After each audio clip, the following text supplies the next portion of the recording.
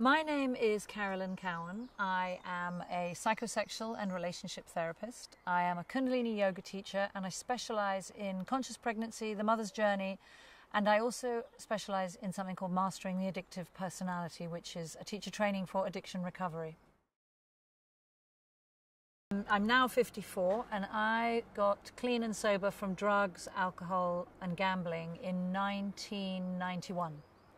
So at this point in my life, I'm 22 and a half years sober. And I think what I really learned very early on was that getting sober from substances is one thing. But then as an addict, as somebody with a history of addiction, my addiction seemed to have its roots in trauma. Then there was an enormous amount of behavior that carried on, which I have worked with for myself over an extended period of time. And then as a yoga teacher, I found that once I met Kundalini yoga specifically, a lot of transformation was created, and I came to understand a lot more about process addiction, about what we actually do with our minds, how we use stress to keep on working addictively within ourselves. Not just stress, but how we think, and how we can really transform how we think, how we feel through how we think. So my experience of addiction and my experience of recovery specifically has been about all of that, working with all of that.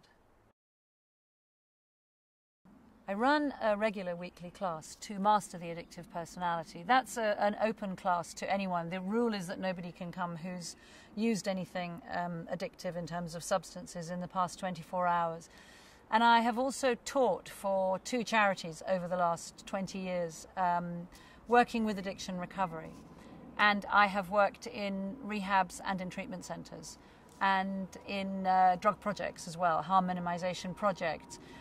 And over time, including also actually having made 2 DVDs for the addictive personality, which I think were in 2006. All the clips that I had for the addictive personality DVD have been on YouTube for a very long time, and I've had an extraordinary response. I get responses from people globally about how they feel that the yoga has helped them. I think how yoga works is, it works on many levels. I think the first level is it helps you to become comfortable with yourself, because I think we act out addictively because we find ourselves unbearable. And I think it's very easy to laugh about that and sort of say, yes, you know, you're a nightmare, you're completely unbearable. But the point isn't actually someone else's judgment. I think what creates suffering in addiction is how we feel about ourselves. And what leads to addictive process is the unbearableness of being ourselves. And what you get with yoga is you get the ability to become comfortable inside your body. You get the ability to if it's taught well, you learn how to become present. And therefore, the sort of insanity of addiction is that what most people with an addictive personality will do is they'll spend most of their time either obsessing about the past or fearing the future. What you get when you sit on your mat and you do a proper sort of yogic practice, whether it's pranayama or posture or meditation, is you get the ability to become totally and utterly present. And in that present moment, that stillness can be an absolute revelation. It may be the first time you've ever really experienced yourself as actually completely okay. So that's one really powerful thing, and that's a space that can be expanded and expanded and expanded. The next thing that comes with yoga is that a lot of acting addictively relies very strongly on ceremony. Everything that we do when we're about to act out addictively, whether it's rolling a joint, lining up cocaine, being about to watch pornography, getting involved in an addictive relationship with all the texting and the disappointments and the pain, all of it, eating especially as well, all of it is ceremony and identity as well. And I think the problem with getting clean and sober is you put down all the ceremony and you lose the identity. And suddenly you find yourself in this world where you have nothing to protect yourself from your feelings. You have no real way of understanding why you feel such an appalling series of emotions all the time. No identity and no real ritual. And you come to yoga, a lot of people come to yoga and they discover all of these things. An identity, they can become part of a group of people where to not drink, to not smoke, to not act out, to be peaceful is totally acceptable. The tools inherent in yoga, meditation and pranayama are relentlessly powerful for dealing with everything from liver issues to kidney issues to stopping the mind. So all round it works really well. It's a very powerful tool, and when I found yoga I met yoga in 1996, having got sober in 91, completely transformed my recovery. So my approach to teaching is to impart all of that.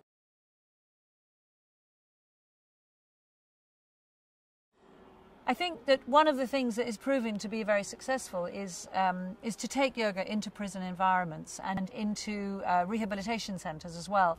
There's generally in those environments there's an enormous amount of stress and a lot of unhappiness. And again, if you're able to teach appropriately with a recognition of what's needed, the issues that need to be dealt with, you can create very peaceful spaces. You give people tools to actually be able to help themselves.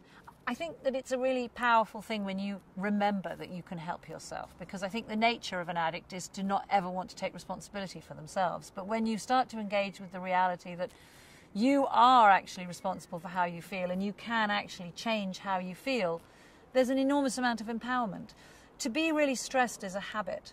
If we come from trauma, then our neural pathways take us immediately into trauma. And to break those pathways means that we get more and more comfortable with peace and with stillness. So yes, the answer is yes, it can help. Taking yoga into prison and rehab centres can help enormously, yes. And teach people how to manage themselves, yes, hugely.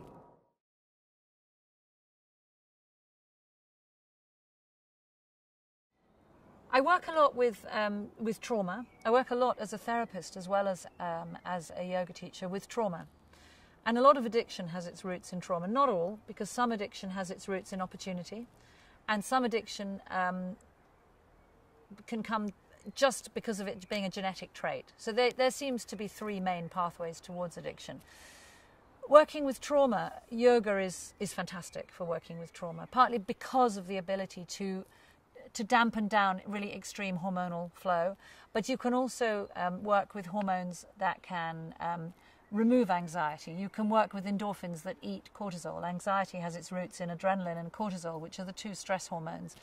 And certain postures, certain meditations will profoundly change the stress response.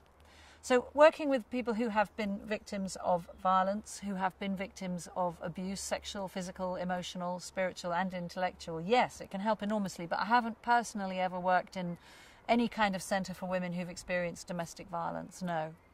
I know people who do, but it's not my experience.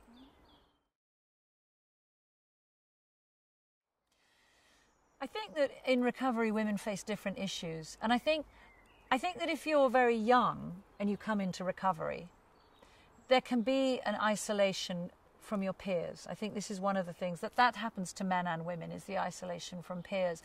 What they're starting to find in later recovery, a lot of people get into recovery in their mid-20s, 30s, 40s.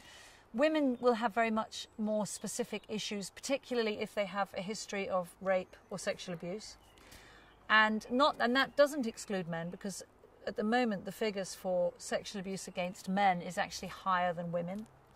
And the rates of violence against men in relationship is equal to the rates of violence against women. So on certain levels, women are not exclusive, but predominantly women tend to have responsibility for children.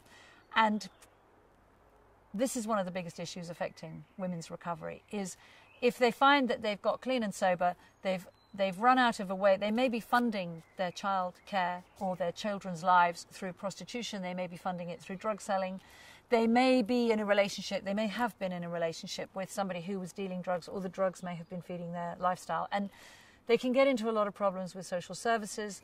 A lot of issues can come up around how to earn a living afterwards. And also being able to, if you have young children, being able to find time to go to meetings. If you go the 12-step recovery route, that is a very difficult thing. Or being able to afford yoga classes. You know, I mean, I teach in a centre where classes are very expensive. And I'm trying to set some stuff up where classes are free, but that's not an easy thing to do. Getting people to find them, you know, getting funding, all of that stuff is quite challenging. So women do have specific issues when they have children. And they do tend to find that the SLA stuff, the sex and love addiction issues, tend to hit women more strongly. So emotional relationship issues tend to affect women more.